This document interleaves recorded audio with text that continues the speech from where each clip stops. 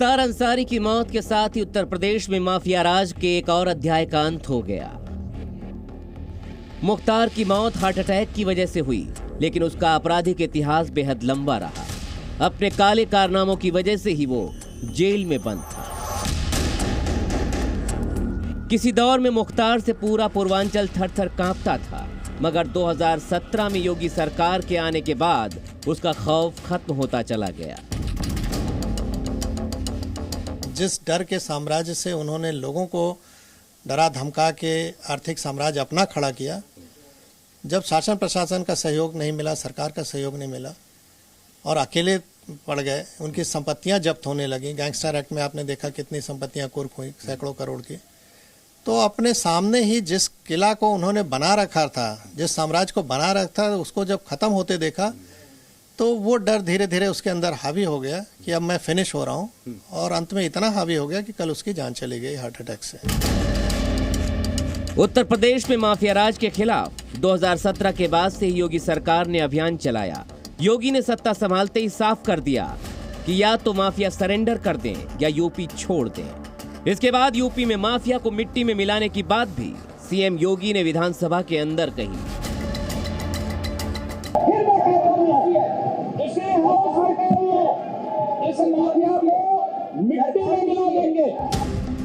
Mafia राज के खिलाफ UP सरकार ने हर स्तर पर कार्रवाई की, चाहे कितना भी बड़ा डॉन हो, भूमाफिया हो, नकल माफिया हो या फिर किसी भी तरह का अपराध करने वाला अपराधी हो।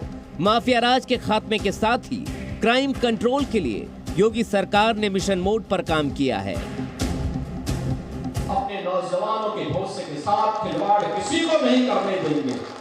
जो भी हमारे नौजवानों के भविष्य के साथ खिलवाड़ करेगा उसको इसकी कीमत चुकानी पड़ेगी, और इसके लिए सरकार, डबल इंजन की सरकार पूरी प्रतिबद्धता के साथ कार्य कर रही है।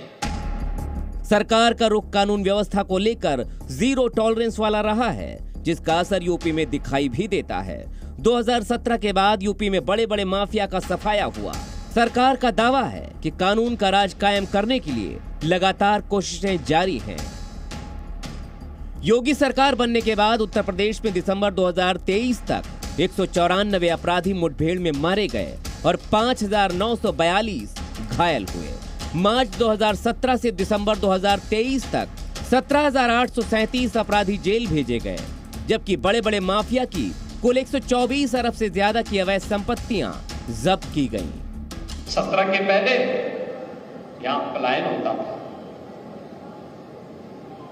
व्यापारी पलायन करता था, नागरिक पलायन करता था, लेकिन अब व्यापारी और यहाँ का नागरिक पलायन नहीं करता है, अपराधी अब यहाँ का पलायन करता है।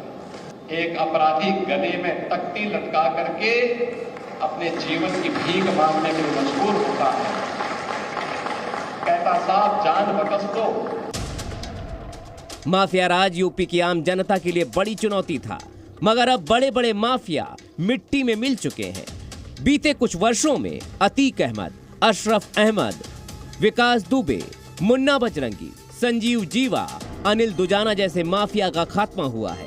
कानून व्यवस्था सुधारने के लिए सरकार के बुलडोजर एक्शन का भी अहम रोल रहा है, जिसकी तारीफ यूपी की जनता भी लगातार करती रही है। यूपी ही नहीं, देश के दूसरे हिस्सों में भी अब माफिया राज करीब करीब खत्म हो चुका है। अपराध की दुनिया में एक जमाना वो भी था जब सैम यानी शहाबुद्दीन, अतीक और मुख्तार के नाम का सिक्का चलता था, लेकिन अब तीनों का ही अंत हो चुका है। ब्यूरो रिपोर्ट, जी मीडिया। जी न्यूज़।